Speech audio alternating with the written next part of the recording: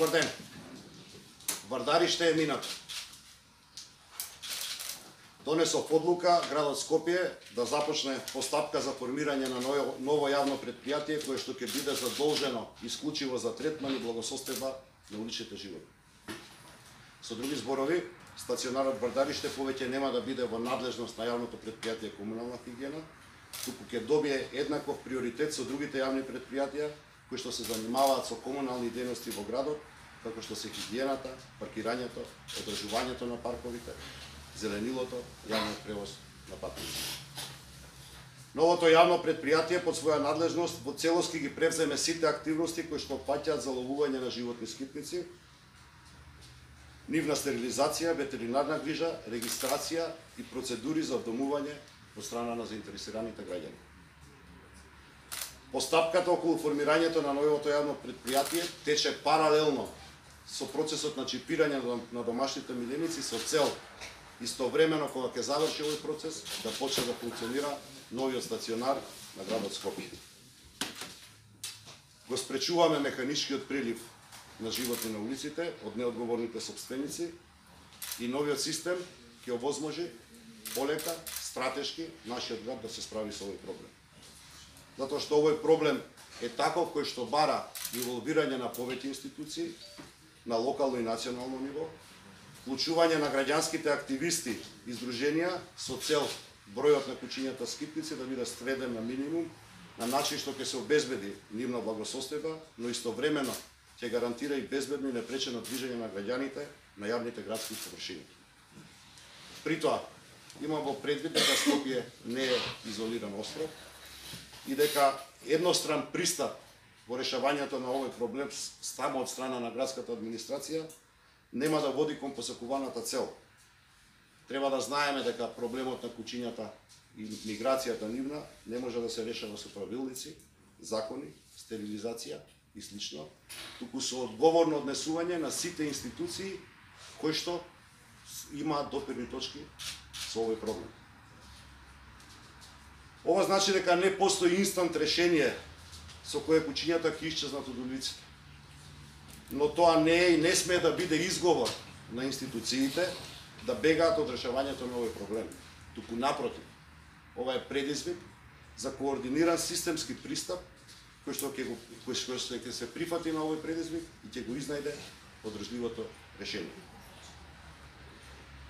Паралелно со подготовката на административните процедури во создавањето, односно основањето на ова јавно предпријатие, започнуваме и процес на консултации со граѓанските здруженија со цел истите да бидат дел од управувањето на новиот стационар на градот Скопје, односно на новото јавно предпријатие. Јавното предпријатие ќе биде основано со буџетски средства на градот Скопје, оние кои што досега сме ги давале, ќе ги зголемиме, средства финансиски од комунална хигиена, оние кои што досега ги давале, ќе ги зголемиме. Инфраструктурата во смисол на опремата која што е во постојниот стационар, дел од персоналот кој што работи во стационарот, а за остатокот од персоналот искрено очекувам дека професионално и волонтерски ќе се вклучат и граѓанските здруженија кои што ќе бидат дел од овој процес. Со овој чекор, решавањето на овој проблем го ставаме повисоко во приоритетите на нашата листа и на тој начин наскоро граѓаните на Скопје ќе можат безбедно да се движат по улиците, без при тоа да биде доведена во прашање благосостојбата на животните. Сосема на крајот, дозволете ми да потсетам дека и во ваквиот стационар како што е во моментов, секој вторник и сабот во периодот од 9 до 13 часот, сите заинтересирани граѓани можат да го посетат и да вдомат нов куќен миленик. Да си го одберат куќето, при тоа куќе ќе биде истретирано медицински, тоа куќе ќе биде стерилизирано, вакцинирано, а за тоа граѓаните нема да имаат обврска да платат било каков паричен надоместок. Секој граѓанин што вдомува куќе мора да пополни само формулар со кој што ќе ги даде своите податоци и ќе се обврзи дека ќе биде одговорен сопственик на ова живот. Благодарам, поверете се прашање. Процедура на формирање на регистар на домашни миленици преку бесплатното чипирање. системот има логика доколку двете работи се одвиваат паралелно, да добиеме стационар кој што на вистина ќе имплементира програмата на соодветен начин од една страна и од друга страна да имаме одговорното сопствениште на домашните миленици. Сега созреа времето и некаде кон крајот на март двата процеса ќе бидат затворени и ќе влеземе во целосна нова политика на градот Скопје кога прашањето на бездомните животни актуелно.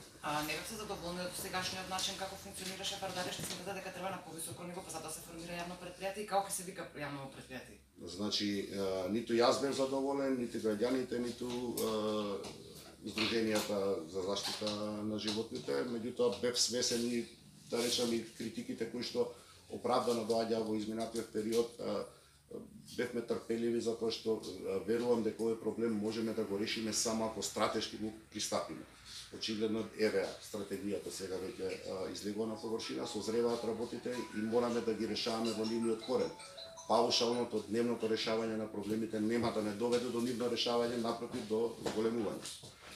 За името на јавното предпријатие се уште не сме, да речем, одлучиле. Мојата лична желба, ако нешто значи, е името да биде Лајка. Лајка е куче што го има сменето човештвото, а не знам колку е познато, тоа е куче од улиците на Москва.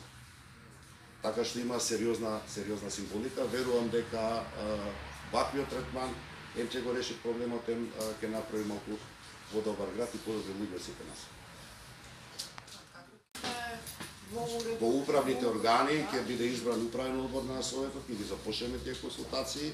Јас сум спремен дел од управниот одбор да бидат граѓанските активисти, а дел од нив што на професионална, што на волонтерска основа да влезат во самото функционирање на стационарот, дневното функционирање на стационарот. Сакам искуството кое што го имаат невладините да го примениме во процедурите, во функционирањето, во заловувањето, начинот на третманот на животните, одабирот, односно одбирањето на ветеринарна станица или ветеринарна болница која што ќе се грижи, со целосен надзор за неговата работа, со цел конечно контраверзиите кои што беа околу Вардари што изминативе десетина години, да им ставиме крај. Дали имавте средба со невладините пред да која донесете во одлука? Со поединечни граѓански активисти да, меѓутоа ова е моја стратешка одлука уште од пред изборието кога зборував дека Вардари што минато.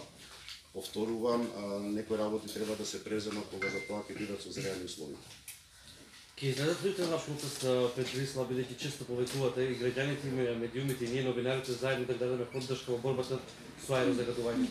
Ке имаме ли таа можност заеднички да излеземе на терен? Секогаш сум присутен со граѓаните. За мене, кога е Брисла прашање, многу поприоритетно во текот на февруари месец конечно да ја донесеме одлуката за концесионерот, за да ги ставиме контраверзите што се околу овој капацитет зад нас. Јас упорно го повикувам Државниот инспекторат за заштита на животната средина како надлежен орган да ги засилува инспекцијските надзори над инсталациите за кои што е одговорена, кои што се наоѓаат на територија на град Скопје. Дрисла, Железара, Усје треба да бидат перманентно на 24 часовен надзор. Да е тоа ингеренција на град Скопје, тоа така ќе биде. За жал тоа е ингеренција на инспекторатот за животна средина и јас субјективно постојано сум во некаков контакт и ја терам таа работа. Очекувам дека во текот на февруари, кога градот мислам дека ќе донесе новата одлука за концесионер, во целост да се стави целосна контрола на работата и функционирањето на Брисла. Очекуваме